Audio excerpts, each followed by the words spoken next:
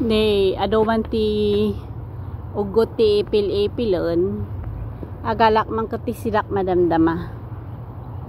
Ayan, agalak ti sidak guys. Itong mga malalambot lang ang kukuhain guys. Ayan. Ayan, yung ganyan lang. Ganito. Ano ko to guys? Tawag nito, ilaga ko.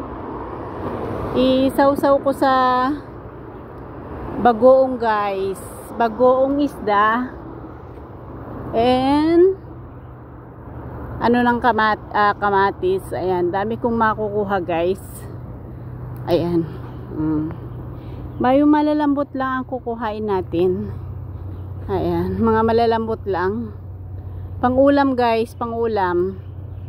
Kala nyo di na ulam to. Na ulam guys, masarap to. Talbos ng ipil-ipil guys. Ayan. Ayan. Kunti lang kukuhain ko guys. Kasi ako lang naman mag-isa kakain. Ayan. Pwede na to guys. Pang ulam.